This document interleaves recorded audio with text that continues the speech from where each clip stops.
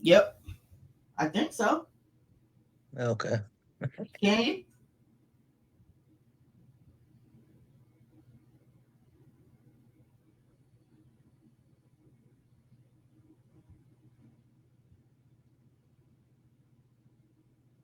you? You might have to go on your phone and log and go in on my page. Oh, okay, that's how you see it. Yeah, maybe. I'm a movement by myself. You said go on your page. Mm-hmm.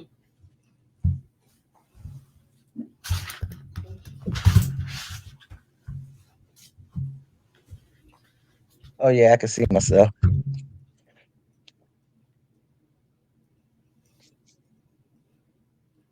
Let me share it on my page. Okay.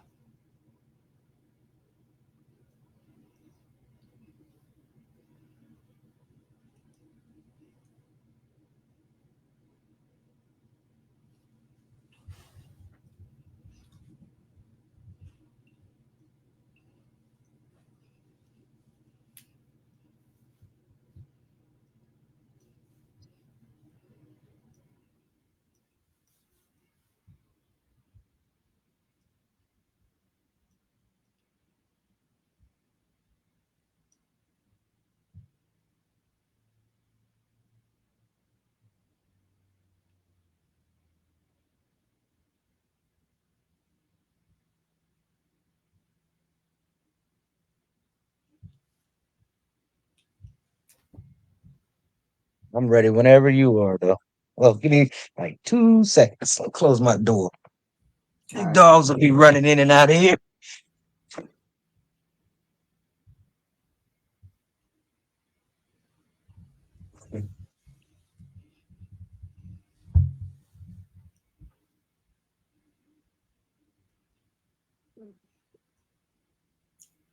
All right. You ready? Yeah, let's go for it. All right, y'all. Today we got live. Got my good friend, old friend since elementary, Dayla Porter. I don't even know if you go by Dayla Porter still. Hey, Your it's Strum. name? That's no, that's my married name is Strum. Oh, Strum. Okay. You hyphenate or is this Dayla Strum? Yeah, I just use Porter on here just because a lot of people still know me that way. Be able to Yeah. find me. All right. If y'all don't know, Dayla is the sister of Patrick Robinson. Yep, that's my big brother. No, Jimmy Robinson is not my brother. They That's just her them two is cousin, just right? always just been close. Is that your cousin though? Is No, Jimmy your they ain't related to us at all. Patrick and Jimmy just became childhood friends, that? and everybody always just thought they was brothers. And that's the truth. I did too. Um, we know Dayla. You when you graduated, you went to the Navy, correct? I did. After I went to Penn State Shenango Valley for a minute, like probably like 2 months. And then it wasn't for me. So then I hung around Sharon for a while. Still couldn't find. I had to, just got to find your way. So one day I just woke Um, up and called my mom down at the mill and just said, take me up to the recruiter station. I think that was the fastest she ever got home, except for when I got hit by the car. That was the second time, probably the third time. When my grandma died, there's 3 times I can remember my mom getting back to Sherman Avenue quick from the steel mill. My grandma died. I got hit by a car, and then when I called her to tell her, take me up to the recruiter station. tell So, us and then about I you. enlisted. Tell us about you getting hit by a car. That was my junior year. It was either my junior year in high school going into my senior year. I think that's what it was. Um, where my house was, if y'all remember, the ones that do know where I lived at on Sherman Avenue by Dr. Yarborough's office. My neighbor, Mr. Burich, if some of y'all should remember who Mr. Burich was, his dad was my neighbor, and they had a tree by their driveway. It kind of blocked. I guess the driver said it blocked his view. So when I was on my bike riding, I left my house and I would use his driveway to get on the street.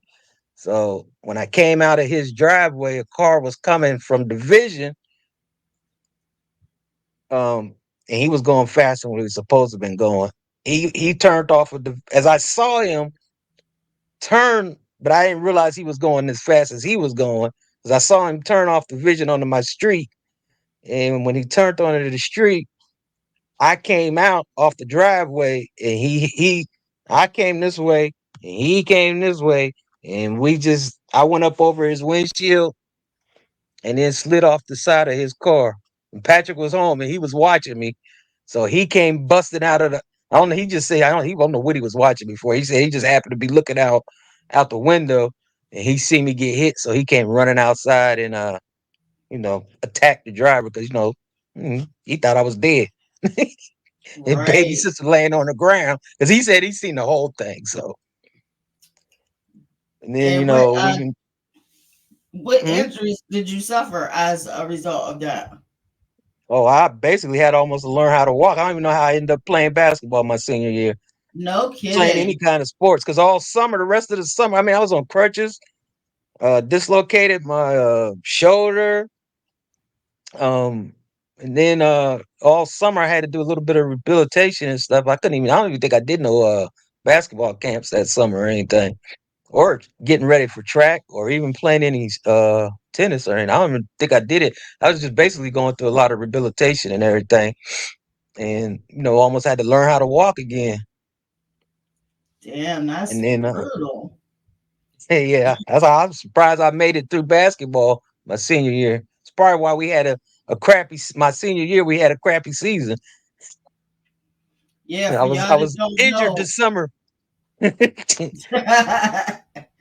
Yeah, for y'all that don't know, Dayla was definitely a hooper. Yeah, Um, she was a track athlete. yeah. Tennis, right? I did tennis.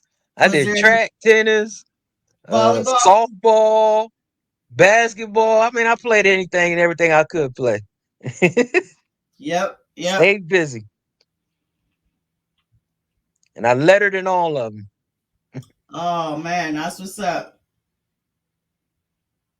That's what's up. So, yeah, surprising after all those injuries, you was able to recover. Not only recover to play even just the next year, but then also go ahead and enlist into the Navy.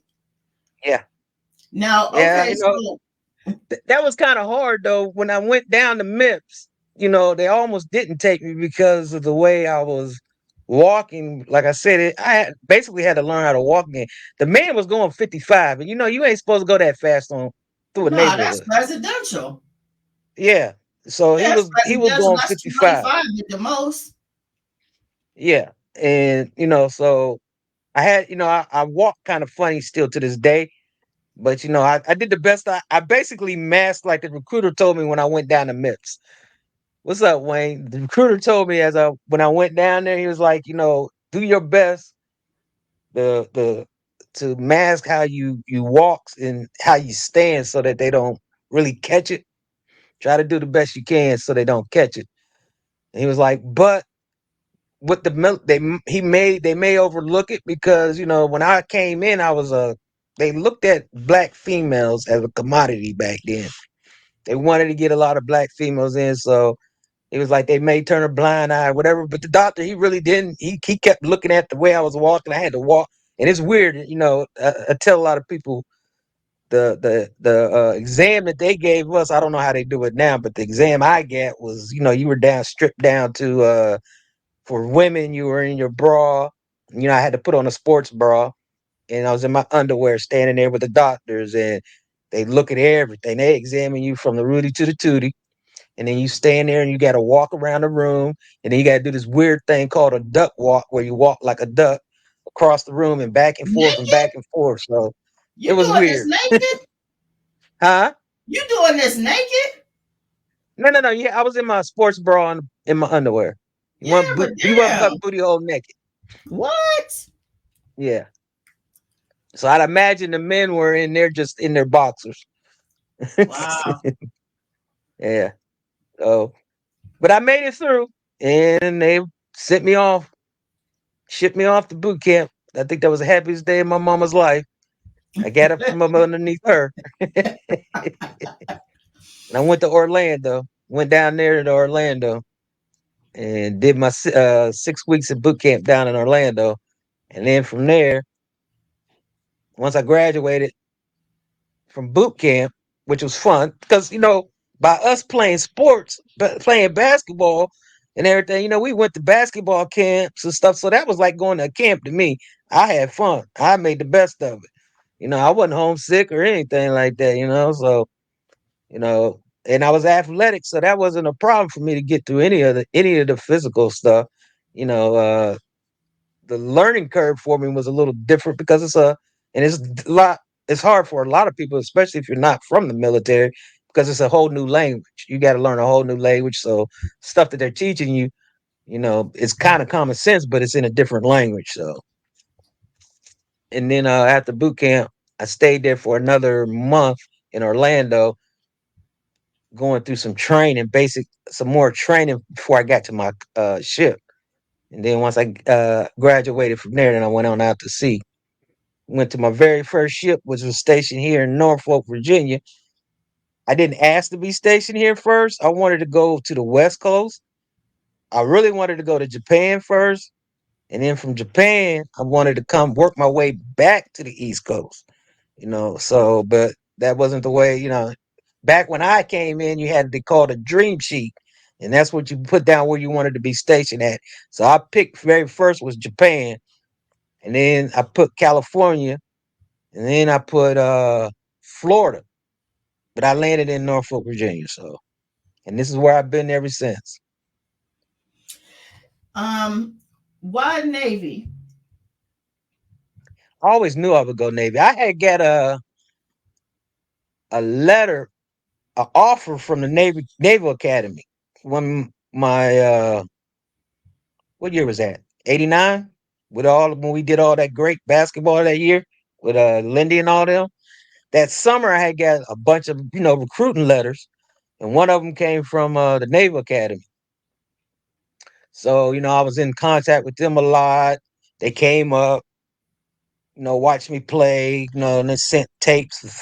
Coach Faber had sent the tapes so and everything, and Coach Odom, so I kind of was Navy, and then I come from a Navy family, my dad's side, and my mom's brother, my uncle on my mom's side, and I have two uncles on my dad's side that were all Navy. So that's the only thing I really knew.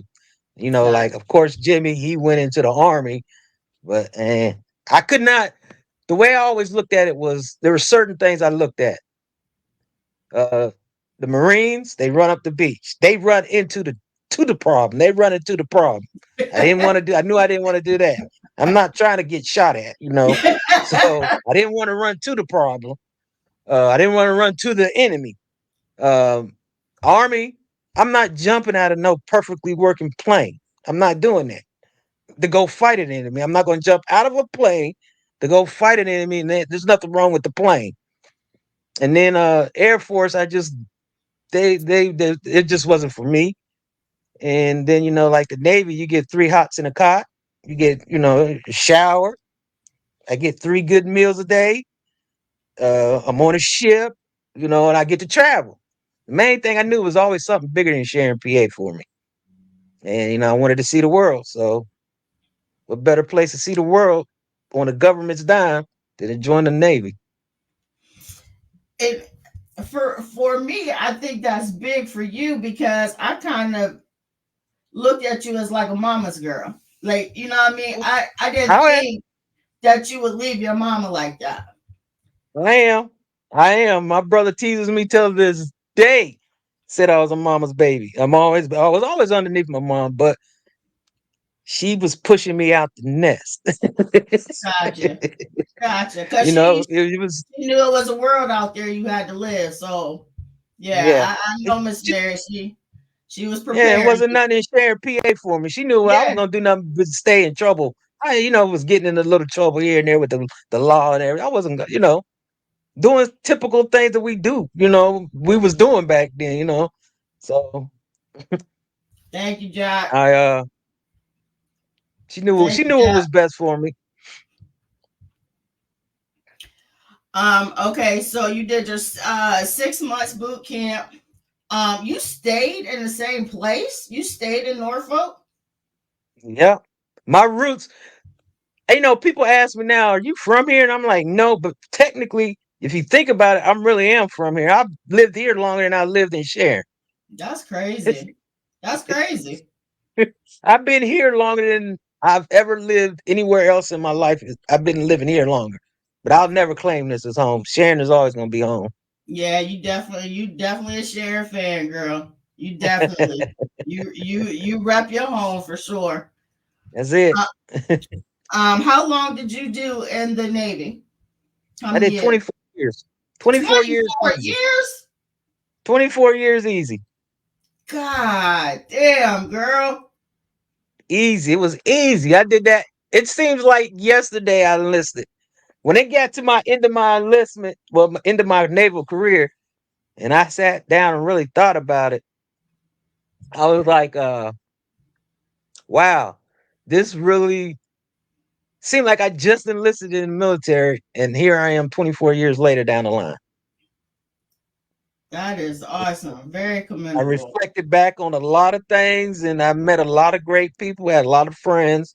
Till I'm till this day still friends with, very close.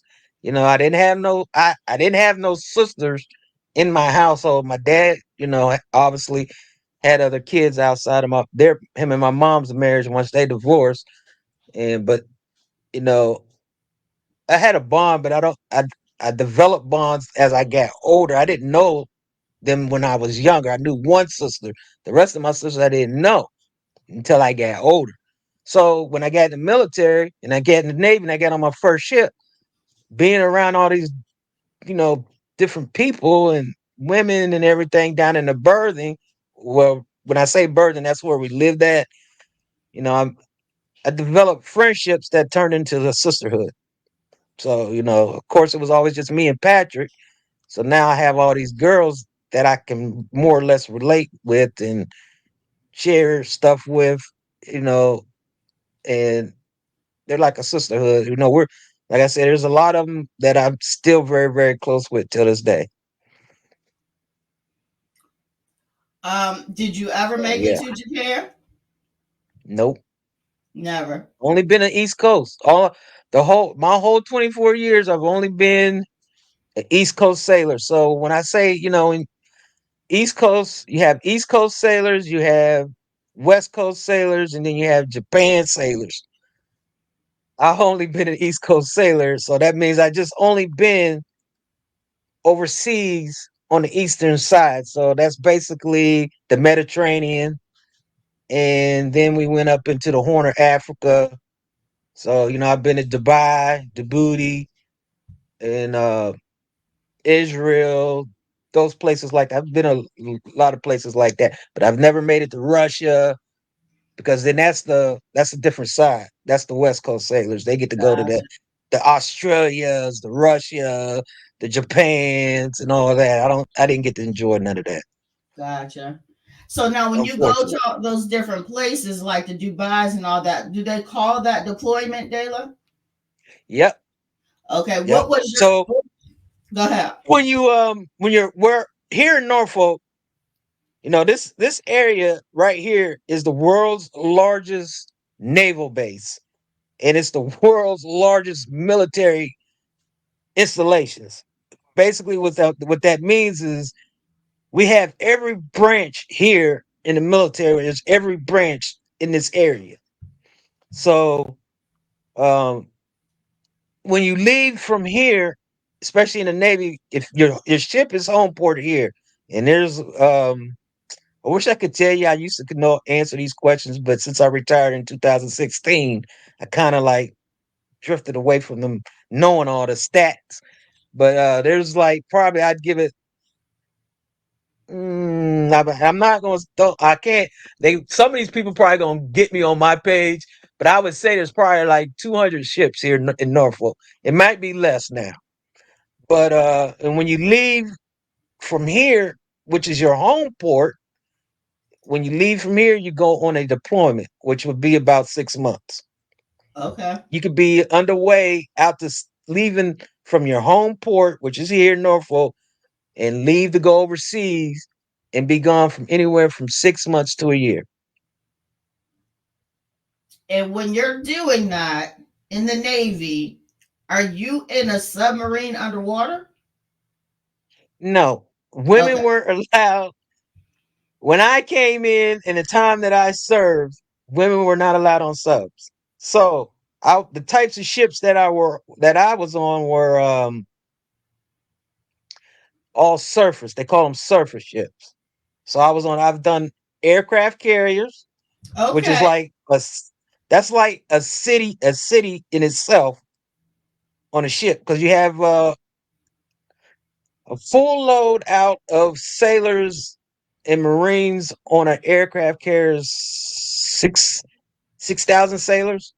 It's either Wow. 6 or 6,500 sailors on the ship. So say me and you are on a ship together on the carrier. And then I did a tour on the Truman. I was on there when Bush declared war, whatever it was after 9/11, and we went to war. I was on there for that, and I was on the we were the first carrier over there. So we spent the whole 6 months out to sea. So if you and I were on that ship together, I would see you, say I see you one day, the very first day we get underway. I may not see you again until a year later. And you've been in the thought I left the ship or I'd have been in the thought that you transferred. That's how big it is. And most people, you mind your business basically, because when you don't mind your business, you end up getting hurt because an aircraft carries so many moving parts, and it's very dangerous. So you kind of like stay in your work area on the ship and tend to your own business and do your own job.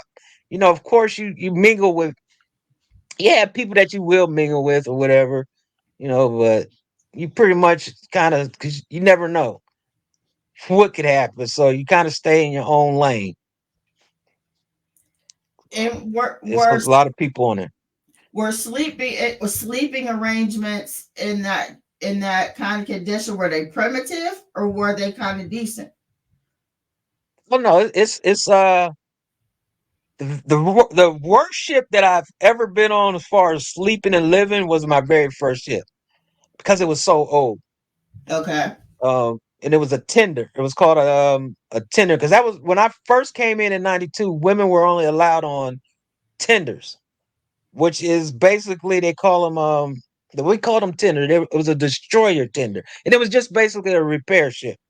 So what that was we tended to the ships that were out there fighting or doing anything. We just went out there, went over, Okay. was underway.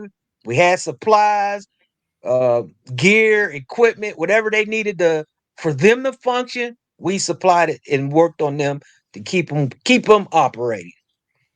We weren't Got equipped to do anything else. So, uh, the, I tell you a funny story. One of the first times at I didn't leave Norfolk, Virginia with the ship. So the ship had already left to go overseas, and then I caught the ship in France. They had just left, and that was their very first port was France. Nice, no, Toulon, France was the very first port. So I flew from Norfolk to France, and when I got there, I didn't know nobody, obviously. So making friends and stuff for that first week was a little difficult, but I'm a people person. People like me. I like people, so it's not hard for me to make friends. Then we get underway. So when we get underway, we I'm learning how to survive on the ship. I'm learning my job. I'm learning to stand my watches and stuff like that. So I'm out there with one of the more senior people, and I'm staying on watch with him, and we're scanning the horizon, looking at everything. And he says, hey, look at that. You see that out there? And I was like, yeah. He was like, I got to report this. We got to report this ship or whatever. And I was like, okay. So, he's showing me what we're doing. And we reported up to the bridge where the bridge is like the main hub when you're underway, where everything operates out of the bridge and, they drive and everything like that. So he makes a report up and it was a hostile ship following us. Oh wow. And so basically, we were sitting ducks. But what they didn't know was they might have appeared to us that to them that we were by ourselves, but we weren't. Like right over the horizon comes the cavalry. Here comes the our defenses. You know what I'm saying? So then the Yeah, ship yeah. they turned around and went on about their business. And we had to be escorted for a while just to make sure that we was good to go. We a ship will never be by themselves. There's always going to be somebody there close in the area, within operating area to get to each other. And Okay. then, of course, you got the submarines underwater. So, and that's a sight to see is a sub when it submerges up out of the water when they pop up. It's a beautiful thing. I've seen that so many times. But yeah, I've done so the worst living experience was on that old ship, my very first one. It was just the worst. And it was roaches, it was roach infested, Oh and God. because it was old. And like I said, that's all females, that's the only thing we could be on was those class of ships until I think it was Clinton that changed it. I think it was when he came in, he changed a lot of that. And, you know, uh, they said, okay, we're going to start putting women on everything. So there you have it. In like 96, I think it was in 1996, we started getting women on aircraft carriers, DDGs, which is a small boy. It's a real small ship. Only holds 350 people. And they just started putting us on everything. And now they're on submarines. And I just couldn't see me being under the water like that because I like getting up every morning, grabbing me a cold Pepsi, walking the top side and fresh air, looking at the birds, if there's some birds close by, or, watching the sunrise. Facts. So what was your nicest deployment? What was your most favorable? My very first one. Okay. My first one, and then the one I was on the carrier with, I enjoyed too because, I was part of something bigger than me, you know. Uh, because we were over there defending freedom. I like to say you defending freedom. I tell the kids nowadays, continue defending freedom. Thanks for defending freedom. You know, um, but my very first cruise, nothing ever compared to that very first deployment I made. It was the best in my eyes because it was my first time. Yeah. It was a whole learning experience. Yes, Um, so um now are you what do you call what you do with the cars? What do you call that? my cars. Yeah. All right, so it's a hobby that I've always loved. I love cars. I've loved cars even when I was growing up there. I mean, you remember uh it was a Charger that rode around up there. You remember that Charger that rode? It was an orange. It was orange and it was a Dukes of Hazard Charger. We used Yeah, to yeah, ride yeah, yeah. around up there. Yep, You remember yep, that one? yep. I remember that car all the time. I used to love that car. And it was a Charger because it was a Dukes of Hazard, and the Dukes of Hazard was a Charger. So I've always kind of had a sweet spot for cars. So eventually through my years of being here and stuff, I used to a hobby of mine was let me back up. I had developed blood clots. So I had to find some hobbies at home. And besides collecting uh basketball cards. I like to collect the cards too. I developed a hobby of making cars, little model cars. And that just turned into me like saying, hey, why not make me a real car? So Wow. I ended up just making me, I bought a car, I bought a Charger one day because I've always loved Dodges, anything Dodge. My mom was a Chrysler person, or she was either a Chrysler or a Cadillac. So, it had to be American made. Wasn't gonna be no foreign car. So, and I didn't want a Ford. Definitely didn't want a Ford. So I was like, I'm gonna get this Charger. I like the way they look, and I basically, with the help of a real close friend, basically rebuilt my Charger. And Yeah. well, when I first bought it, I ended up joining a car club because I wanted to go to car shows and be around like-minded people. So I joined the car club, which is the name of it is called Changing Lanes, and we do a lot of stuff in the community and go to car shows and stuff like that. So I just have a love for cars. I really want to get me a Monte Carlo SST top and refurbish that, but every time I look at them, they almost want like 20 people want like anywhere from 15 to $20,000, and I'm gonna have to dump that into the car to get the car Right. back the way I want it because I want to put all original parts on it. So Right. anybody out there know somebody that got a Monte Carlo SS that's at a decent price? Let me know. Yep. I be Yeah, I'm seeing in stuff. like I said, the car club I'm in is called Changing Lanes. I'm on the national. We have chapters up and down the East Coast, and we had a few out west.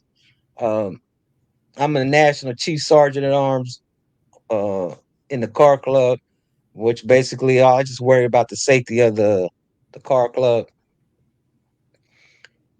That's where it's at with that. And like I Now, said, I just love cars. I love if doing. anybody wants to see your car, you got pictures on your website? Yeah, there's pictures all on my Facebook page. And if Yeah. not, they just gotta let me know, and I make sure. It might not be as much because this page ain't. My other page was more. But of course, on Facebook, you get hacked and they destroy your page, and I had to make a new one. So Okay. it's not probably as many pictures as it was on my other one, but yeah, Yeah, there's pictures up on there. your car is definitely dope. Definitely dope. Thank Especially you. when you put that Miss Mary on there. I was like, yeah, Yeah, that's it right there. yeah. Once my mom passed, I had to dedicate my car to her, but I ended up having to get rid of that car, and I ended up buying another one. Oh, for real? Yeah, Oh, COVID okay. destroyed my car. What there? COVID. Oh, Well, wow. what happened? When COVID happened and the shipping and everything got backed up. Hmm. Y'all remember how everything was all backed up? Yeah. There was no Well, and supply. then the supply chain got backed up, and then we had Right. the problem with the chips. Well, Hmm. my part, I needed a part was the ABS system had on my charger. The ABS system had went out, and of course we old enough to know how to drive without anti-lock, the ABS system, because we didn't have that when we learned how to drive. Right. So I really wasn't worried about that part, but it wasn't going to pass the inspection. Okay. It sat on the lot for a whole. They had my car on their lot for a whole year, waiting on the part to come in. So finally, it got to the point where they called and just said, that part's just not coming in, Miss Strum. So we're not going to charge you anything. The money that you already, because I had paid for the part, I had paid for everything already. I was just waiting, and they gave me my money back and told me, come get my car. But it wasn't going to pass inspection, so it wasn't going to do me any good. I couldn't drive it. I mean, I could drive it, but I was risking getting pulled over by the cops because of my inspection.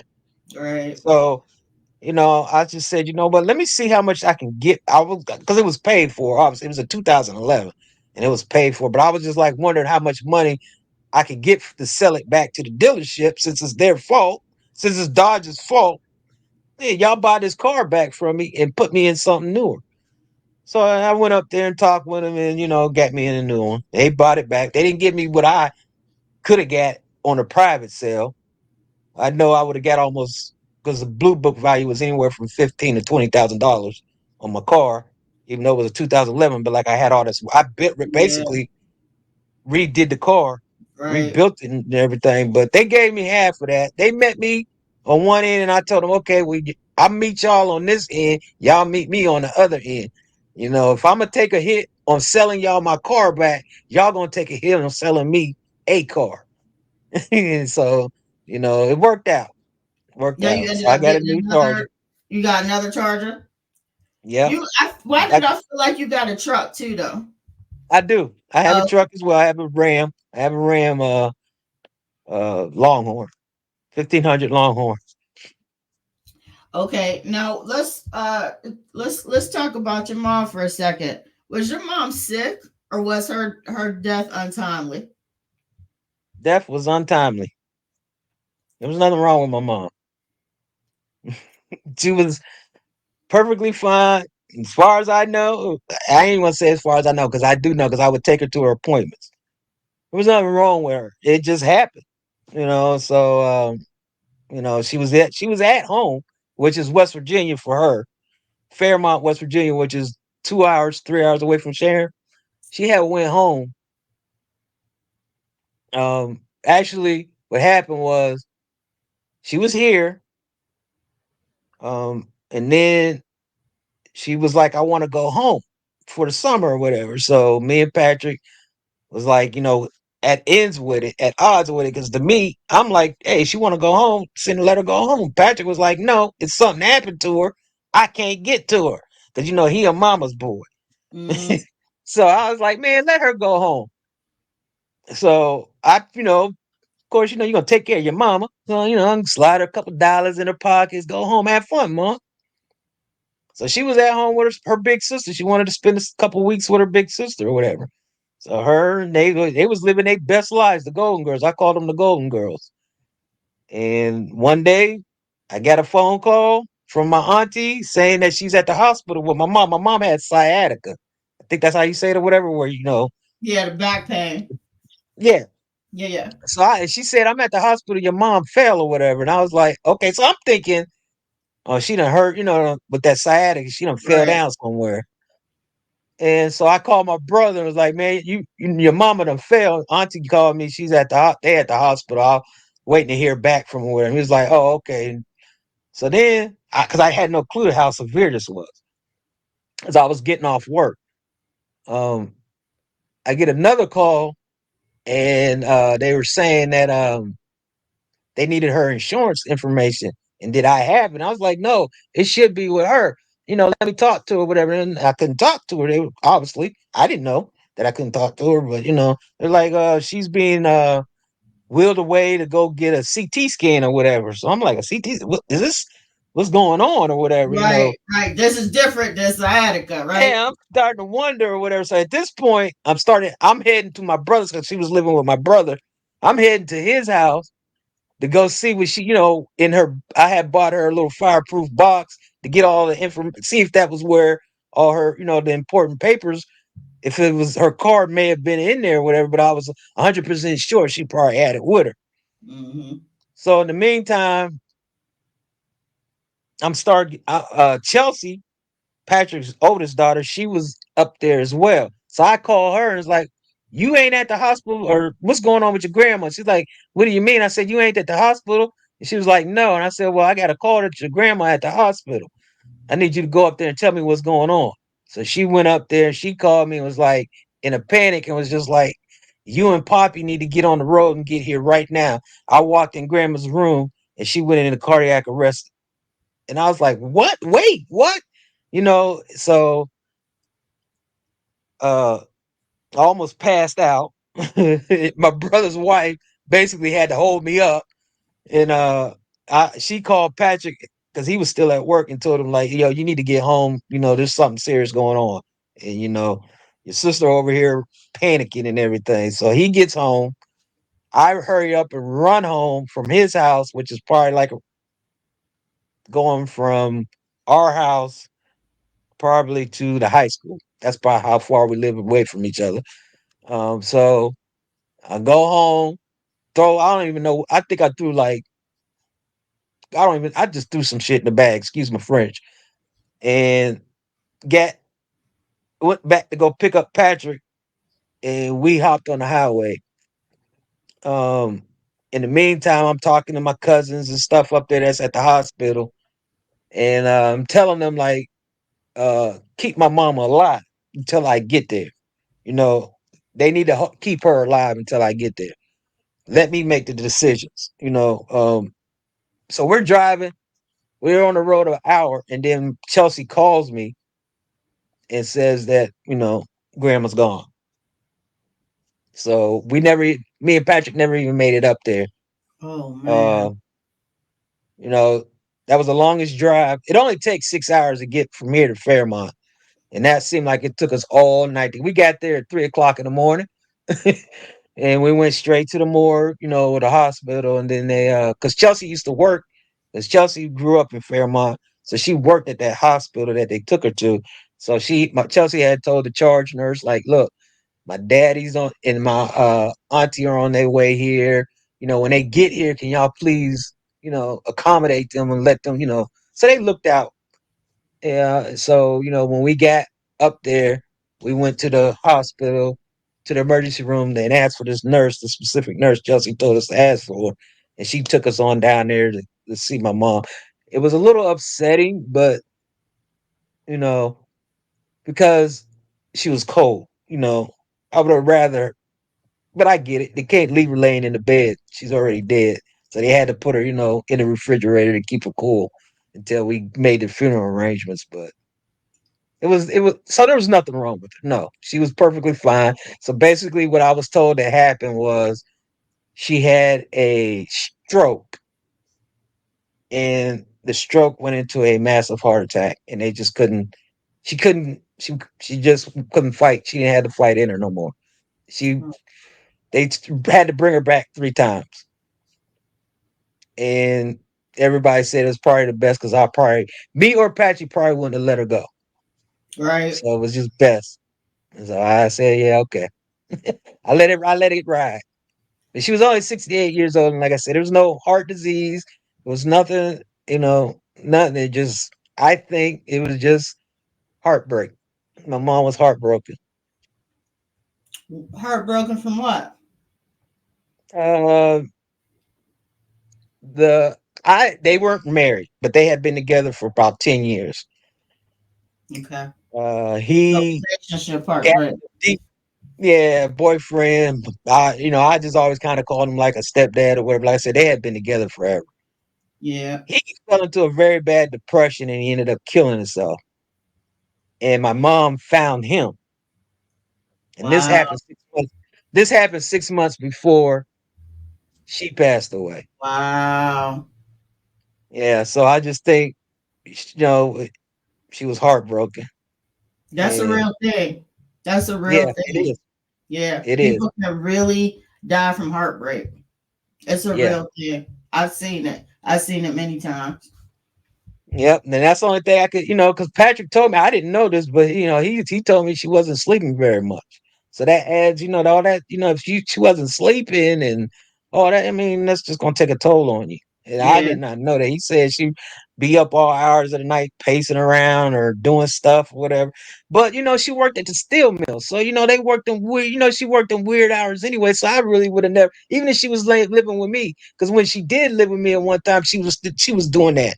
So because she was so used to those hours, Yeah. from working at the steel mill, Right. getting up at 4 o'clock in the morning, working all day, and then getting off, and in the evening time, and then she went to church, so she was always doing something and getting about 8 hours of sleep at that out of the day, and everything else she was always on the go, go, go, go, go, moving, moving, moving, doing something. Yeah. Your mom So was definitely always on the go. That's for sure. yeah, Yep. right. Definitely busy all the time. So Um, I just chopped that up that it was heartbreak. yeah. But if you in hindsight now you think about it, that's probably why she wanted to get away and go home. Because that Yeah, was comfort, that was peace for her. Home. yeah, yeah, yeah. And then I come to find out from my auntie that they had some big plans that me and Patrick had no clue about. She had moved a lot of her stuff back home anyway. I think the plan was for her to move back home with her sister, and they Okay. was gonna be the Golden Girls living in a retirement home together. So I mean, she went home. She went home, and I'm glad she died at home because Yep. where else Yep. would she wouldn't have wanted to die anywhere else but at home. Absolutely. Absolutely. So that brings us up to you now because you, little Missy, just had yourself a little heart Yeah, I had a attack. very big scare, a very big scare. So Chelsea had a birthday party for her youngest son. You know, I know people that are my friends. They see I'm always posting about my great nephews and nieces and stuff like that because they're my babies, Hmm. Patrick grandkids. So they had a birthday party for him on Sunday, this past Sunday. Hot dogs and hamburgers was the on the menu, and I had ate a hot dog, a couple hot dogs throughout the course of the day. I was fine all day Monday. Fine. I ate Chick-fil-A, and then my husband had made some pork chops. I ate pork chops. I was fine. I got a little sick in the evening about 1 o'clock in the morning. Went to the bathroom, let it out, jumped in the shower. When I say so obviously y'all know what I'm talking about. You let it out. It was the hot one. And jumped in the shower, got back in the bed, went to sleep, woke up at 5 o'clock in the morning, vomiting. And I was like, oh, I must be food poisoning. So I let it out, let it run its course. So I'm figuring, okay, once it runs its course, You'll be once fine. with food poisoning, you get it out your system, you feel Right. better. Right. Right. So I didn't take anything. I wasn't gonna take no Pepto. I wasn't gonna take nothing. I just want to let it run its Let it course. out. Right. You Get know, it out. Get it yeah, out your let it body. get it out, get it all out my system so I can feel better and continue on with the rest of my day. Right. That never happened. So I start trying to sip water because I don't want to get dehydrated Hmm. real bad either. Hmm. And I couldn't even keep. Well, I was throwing up every 30 minutes, Okay. Just and it got to the point where it wasn't just the I was projectiling it. okay. And But the how way do I'd like you to just know? Listen. Hold on. How do you know that that wasn't the norovirus or the rotavirus? How do you know it wasn't a virus as opposed to food poisoning? Because the stomach virus, you'll throw up every 20 minutes. I didn't know what was going on with me. I just assumed I've been food poisoned before, so I just assumed that I just had food poisoning because it Yeah, felt like because it. My that we stomach, usually do. Yeah. yeah, Hmm. So the way I was started, I like to describe it to people so they can get a good visual. Is those that ever seen the movie called The Exorcist, Hmm. and in there's a throw up scene. In that scene, and it's like coming out full throttle, and that's what I was doing. It wasn't like I was just going to the bathroom and just no, it was projectiling out at this point. Halfway through the morning, it started getting worse and worse and worse. And then I started sweating real, real bad. And then I had the chills on top of that. I was hot, cold, and I was sweating real, real bad. So I calls my husband and tell him to come home and take me to the ER. Takes me to the ER. I'm still doing this. You know, what we did was we waited for me to throw up here because it was going to be about a 10 to 15-minute drive to Yeah. the ER. So I waited until I threw up here. And I was like, hurry up now, but don't drive too me to kill both of us getting us there and get me to the ER. And when, so by that time, next time I got to do it again, I'm there. So you get me to the ER. I'm in the lobby. I'm still doing this in the waiting room. They take me back to do an EKG, and she's like, are you under any stress on your chest? Are you feel any pain? And I'm like, no. So I'm like, I'm here because I'm throwing up. And I'm thirsty as all get out, and I can't keep nothing down. So I just want me an IV, and I want y'all to give me that pill that dissolves on your tongue to make you stop throwing up. And she was like, well, your EKG is kind of reading a little bit abnormal, but we're going to, we'll get, when we get a bed, because, they just do a triage like any hospital now. They triage you and then they send you back out until they get more beds and everything like that. So they send me back out in the lobby for about another 45 minutes. I'm out there waiting. I got my little bag and I'm blowing it up, getting a new bag, blowing it up, getting a new bag. And they finally take me to the back and get me in the bed. They take my blood work, and then the nurse comes back in. The doctors, everybody's coming in asking me all these, 8 million questions. I'm telling them everything. And they take my blood work, and she comes in and says, well, we got to do another EKG. Okay. They do the EKG, and then the cardiologist comes in. A cardiologist comes in, and the nurse, and he's talking to me. I don't understand the medical language because I'm not an MD. So then she breaks it all down to me, what's going on. And he's like, well, Miss Strum, we're probably going to keep you. And I was like, he was like, we want to observe you. And I was like, well, what's this mean? And she's like, well, what he's saying is your levels, your blood levels, your troponin, which is some kind of protein that you have around your heart or whatever, it was too high. It's supposed to be at 0.04 is a normal level.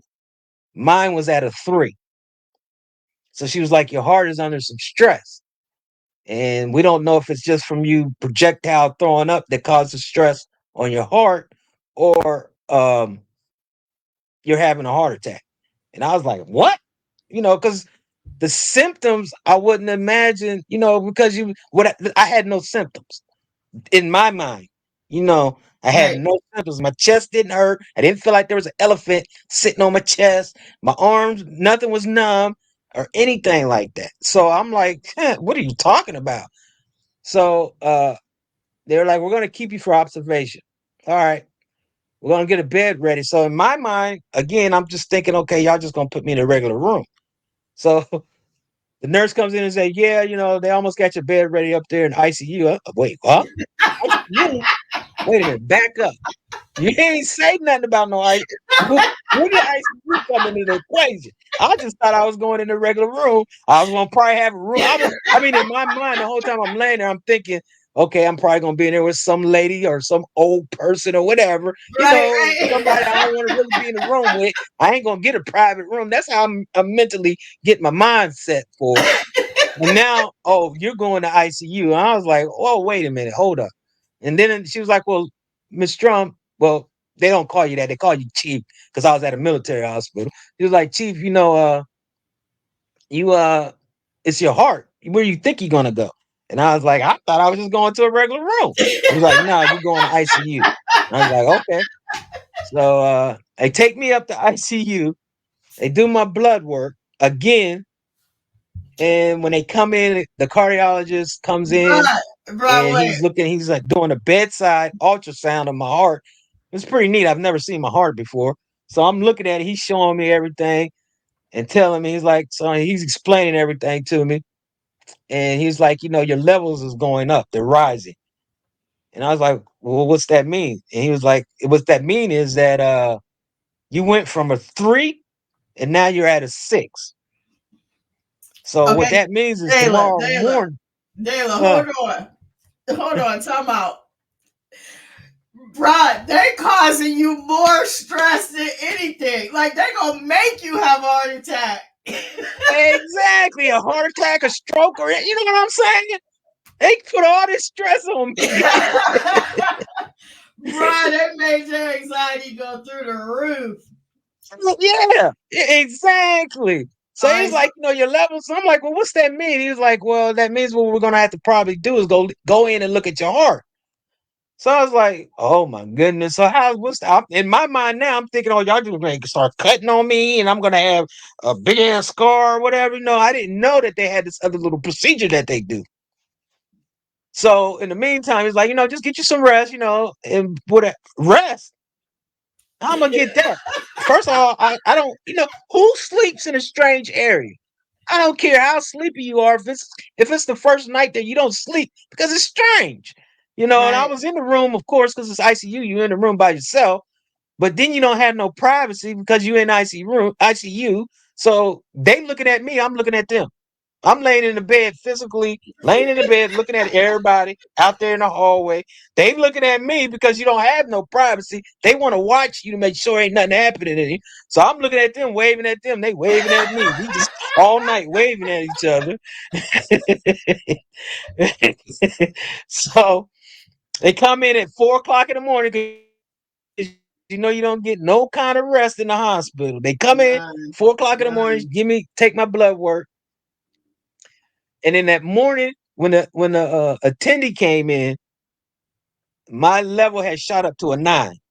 So Oh that my at this God. point, I'm having a heart attack. Didn't know it.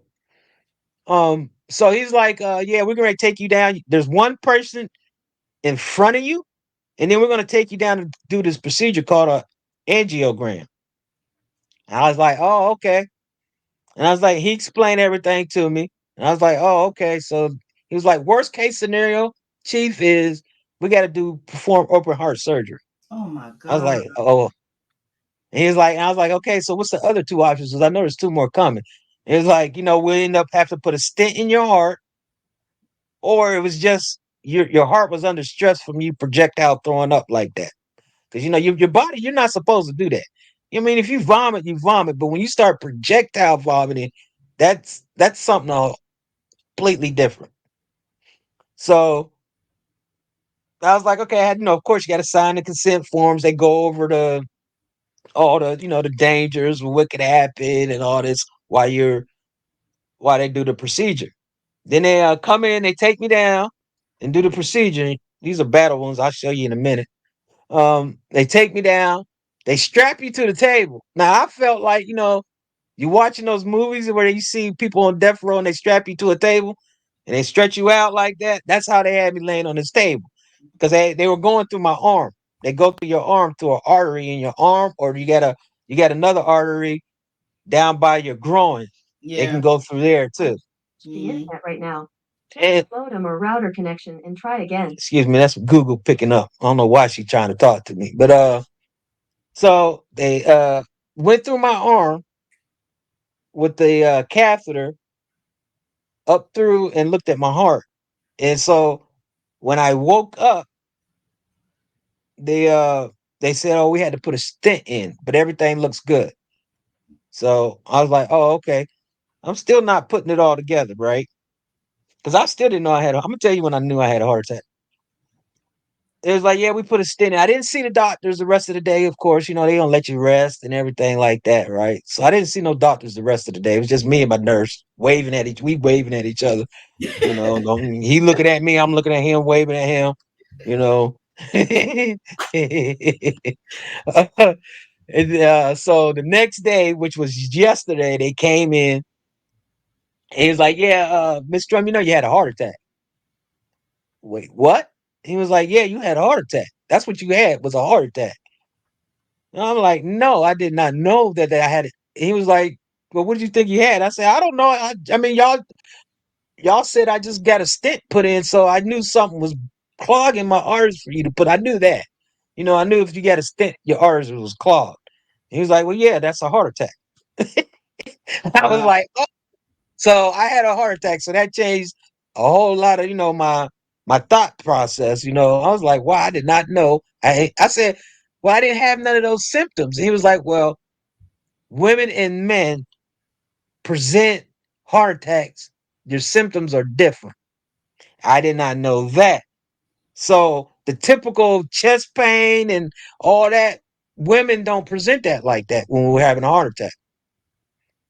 Did What not I know was that. doing, yeah, I didn't either. What I was doing, the sweating, the throwing up, the nausea, the chills, that's for a woman. Those are signs of a heart attack. Wow. So he said the saving factor for me was that I came to the hospital early enough before I took on any damage to my heart. He said if I had waited any longer, if I had done what I almost was going to do, is just lay there and just tough it out, be a thug and try to thug it out. Right, I right. may I may not be here today because it might have eventually went into the worst of it all. See, those are the early warning signs. That's what that was. I was sick, i.e., I had food poisoning. But what happened in his medical expertise, what happened was the projectile throwing up caused, because we all have plaque. When you get our age, you got plaque. No matter what, you're gonna have plaque in your arteries. What happened was that stress of me projectile throwing up caused a piece of plaque to break off and block my artery. Wow. All that stress, and it caused it to Um, break off and block the artery. And it had probably just happened. Probably sometime that morning. It happened sometime that morning. Because it did go, because initially I wasn't sweaty and I didn't have the chills or nothing. I was just vomiting. But then it got worse and worse and worse. So, that's what he said. He believes that's what happened. But there's no damage. Thank God. There's no damage to my heart. And everything is fine now. It, uh, everything's your heart pumps and squeezes, and they look for a certain how it squeezes, how strong it does it. And he said my heart is strong, so he wasn't too concerned. Like they sent me home. They did the procedure on Wednesday, and when he came in that morning, the first thing he said he was sending me home, and then that's when he went into about me having a heart attack and blah blah blah. So they sent me home yesterday or the day before that. What's today? Saturday, yeah. So they sent me home, and I've been home. But of course I got to go through rehabilitation, um, and cardiac rehabilitation. I got to change. There's some lifestyle changes I got to go through now. I don't yeah, smoke. I quit smoking back in August, so right, that's the least thing I'm worried about. I'm not really worried about anything right now. I can't afford to because I want to keep on living. I don't want no right, stress. right, I got right. 50 years left in me, so but I'm trying to see if y'all can see these battle wounds. I don't know if you'll be able. I might have to fix my background, but that's Oh where they yeah, went in. yeah, yeah, yeah. That's all That's Bruce where right they. there. That's where they went in and went into Gotcha. my artery. And the So I artery. can't drive right now. I can't do any driving, and I can't do any lifting, and no physical exercise, no physical activities of any sort right now. Just basically relax. I got two questions. Did they ever give you anything for the vomiting while you were in the hospital? When did that stop? Yeah, they gave me while I was in the ER. They gave me that it's a Okay. pill. I can't think of the name of it. It begins with a Z. Yeah, I know It's out exactly there, what you're talking about. and it dissolves on your tongue. They had Mm-hmm. gave me that, and I had stopped throwing up. Once they gave me that, I was good to go with that. Sure, I got a whole bottle of that. I told because I don't throw up. I told my doctor, you give it to me in advance, and if I feel nauseous, I'm taking one. He give it to me all I the know that's time. right. I ain't vomiting, Brian. Oh, Zofran. Gene said Zofran, thank Zofran. you, Jeannie. Yeah, That's thank it. you, Zofran. Yep, that's what I got now. I got a bottle. He gave me a prescription. They gave me a prescription because I still get nauseous. Okay. Still, like, I'm really not. I have no appetite right now. Really, I mean, I'm eating. Like I was hungry. In there, I immediately got hungry, and the nurse was like, "Well, that's good that you're hungry." But then he brought me in. I couldn't eat that, until after the angiogram. They weren't gonna let you eat nothing until after they did the procedures. So once they got done, he was like, "Yeah, I got food for you." When I came back up, my nurse, he was like, "Yeah, I got some food for you. It's gonna be a box lunch, which is, a sandwich and all that, in a box." Oh, thanks, Gene. In a box, but I started eating it, but I did all I had. I just had been through so traumatic. And you should see him. I think because the way he was acting was like, how you see somebody that ain't eating forever, or your dog, and then all of a sudden you're like, that's what I felt like I was doing. So I probably really wasn't, but to him, I was eating too fast for the traumatic event I had just went through. So he was like, slow down so you don't make yourself sick again. Just take smaller bites and sip a little bit of this apple juice. Don't take big gulps of it, just sip it. and Okay. take little bites or whatever. Because I know that first bite I did, I know that first one I chomped right into it like, ah, because I hadn't eaten and I was so hungry. And then, the rest of the time I was there, they would feed me, but I really just would pick at the food. First of all, it was hospital food. Who Right. wants hospital food? And then the second thing, he kept even my nurse, I kept saying, "Where's the seasoning at?" I'm black. I need some seasoning on my food. He was like, Right. "You're on a low sodium diet." He just kept telling me that because I was like, "There's no salt packets in here. I need some salt." He's like, "You're on a low sodium diet," and I was like, he had to keep drilling it. So I mean, the food wasn't that the best of food, but ever since I've been home, I still haven't really been able to eat a whole meal either. I just pick at it, I eat what I can, and then just whatever I give it the rest to my pit bulls or throw it away. And so my second question is, so now are you thinking that this is something genetic with the heart issue? Since your mom had No, a heart issue young and now you? no, Okay. because I don't have no heart disease. What happened to me was a freak anomaly. I got you. With the plaque You breaking know, off, that was, yeah. I yeah, got you. yeah, yeah. And That like I you don't. said, everybody has that. So that really could have happened to anybody. Yeah. As crazy as it is, Who would think food poisoning would lead to me having a heart attack? right? And So and yeah. and also to clarify about the food poisoning, you said also that there were other people from that party who were also sick, correct? Oh yeah, yeah, yeah. My brother, he was sick, but if he was on here right now, he'd say, "Oh, I think I had some viral." He swear up and down it was viral or whatever. He think it was something else, a Okay. bug. He keeps saying, "Oh, it was just a bug." It's a bug going around. No, I'm not sick. I'm because we all got sick the same day Right. on And that Tuesday. right.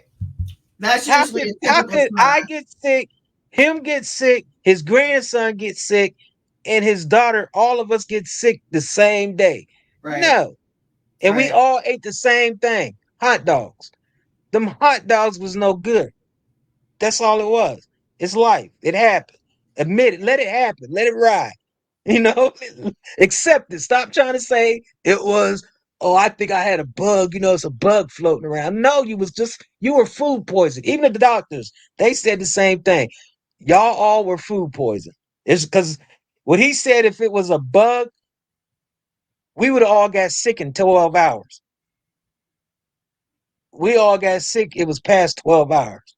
If you get a bug, you're going to get sick within those first 12 hours of getting the bug, not a whole day later, not a whole 24 hours later. Right. So Right. basically, Right. we Right. just had food poisoning. Right. He said it wasn't viral. We said it was not viral. It was bacterial. That's a Oh, that's flu. That's food poison. It's bacteria. absolutely. Absolutely. Yeah, my brother, he just want to be stubborn with his old ass. So You know when how you big brothers could be. do I do I hey, when you gonna eat a hot dog again, bro?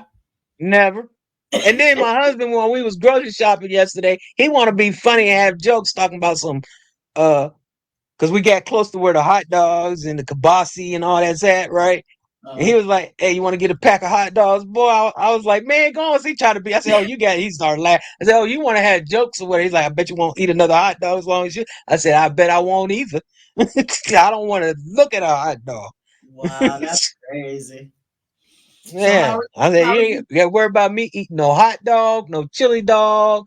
I ain't gonna add no corn dog. I don't want nothing with the end of that ends with dog if it don't walk on four. I don't want nothing to do with it." so how are you feeling? And did they send you home with medication? Yeah, I got two, three, four, five, six, seven, eight, nine pills I gotta take, and then I gotta give myself an injection in the leg No every kidding. other week. Oh, that Yeah. is that for the blood clots?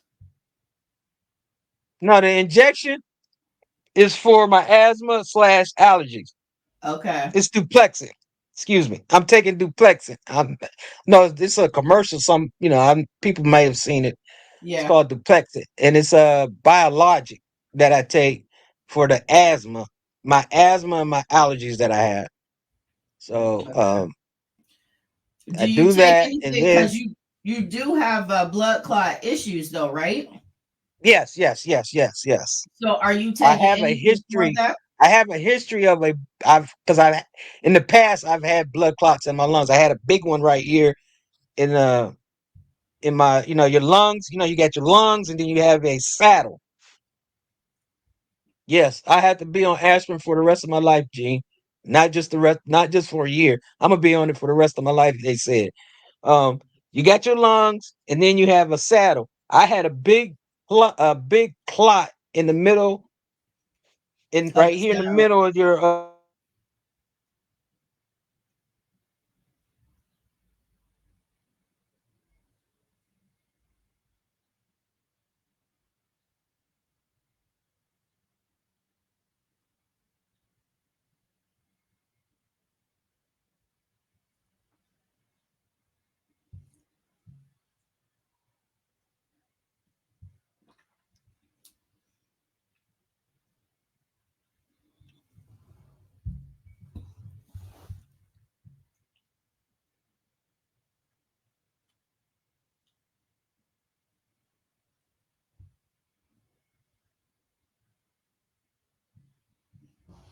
Oh no, something happened with your internet.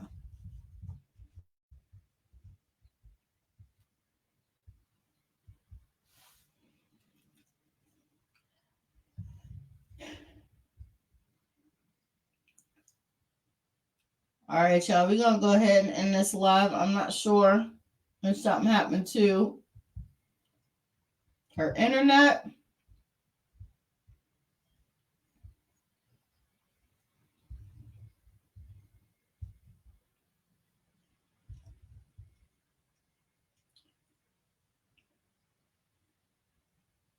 but we're gonna go ahead and end this live. Thank y'all for tuning in. Dayla, thank you so much for sharing your life with us. Really appreciate your time, your knowledge. Thanks for sharing. Peace out.